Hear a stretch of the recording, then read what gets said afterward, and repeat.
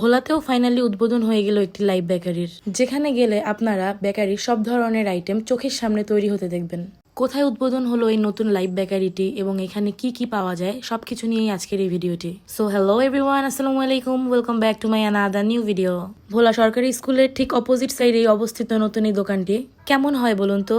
আপনার নিত্যদিনের প্রয়োজনীয় সকল বেকারি আইটেম যখন আপনি আপনার নিজের চোখের সামনে তৈরি হতে দেখবেন। বাজার থেকে কিনে আনা পাউরুটিগুলোর মেয়াদ দেখে না আনলে বেশিরভাগ সময় দেখা যায় সেগুলো মেয়াদ উত্তীর্ণ অথবা পুরনো। যেহেতু ভোলাতে এখন ফাইনালি একটা লাইভ বেকারি হয়ে গিয়েছে, তো এখন আমাদের আর বেকারির বাসি পুরনো খাবার খেতে হবে না।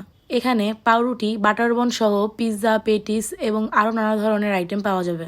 সবকিছুই থাকবে অনেক ফ্রেশ অ্যান্ড গরম গরম। তাদের প্রতিটা আইটেমই বানানোর কতক্ষণের মধ্যেই শেষ হয়ে যাচ্ছিল। আজকে আমি পেটিস অ্যান্ড ঝাল আইটেমগুলো ট্রাই করার আগেই সেগুলো শেষ হয়ে গেল। তারপরে আমি অর্ডার দিয়ে দিলাম একটি বাটার বন। আমার চোখের সামনেই তারা ফুল প্রসেসিংটা শেষ করলো। প্রথমেই তারা এখানে কিছু একটা ব্রাশ করে দিয়েছে।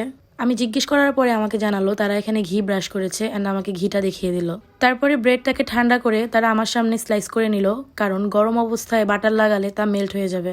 ব্রেডটা কি পরিমাণ সফট তা এটা কাটার সময় বোঝা যাচ্ছিল।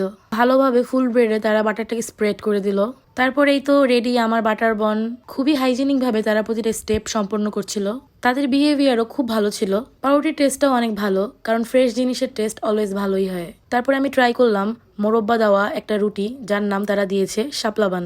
এই বানটা অনেক বেশি সফট অ্যান্ড এটা খাওয়ার সময় একদম ঘির একটা স্মেল ডিরেক্ট আমার নাকে চলে যাচ্ছিল। 20 টাকার একটা বানে মোরব্বার পরিমাণটাও তারা বেশ ভালো দিয়েছে অ্যান্ড খুবই ভালো মনের একটি মোরব্বা ইউজ করেছে। ওভেনে একের পর এক স্লট দিচ্ছিল আর সেগুলো বিক্রি হয়ে যাচ্ছিল। ফুল প্রসেসিংটা খুবই আইসুথিং। তারপরে আমি ট্রাই করেছি এই ক্রসেন্ট বানটা। একদম গরম গরম ধোয়া ওঠা অবস্থায় এটা আমরা খেয়েছি। খুবই সফট ছিল অ্যান্ড ভিতরে বেশ পরিমাণে স্টাফ দেওয়া ছিল। উপরে হালকা ক্রিস্পি অ্যান্ড ভিতরে একদম সফট। আমি গতকালকেই তাদের চিকেন পেটিসটা খেয়েছিলাম। ভোলার মধ্যে আমার খাওয়া বেস্ট একটা পেটিস ছিল সেটা। আপনি যদি আপনার এবং আপনার পরিবারের সুস্বাস্থ্য নিশ্চিত করতে চান, তাহলে এখান থেকে লাইভ অ্যান্ড ফ্রেশ বেকারি আইটেমগুলো নিতে পারেন। আল্লাহ হাফিজ everyone, and thank you for watching.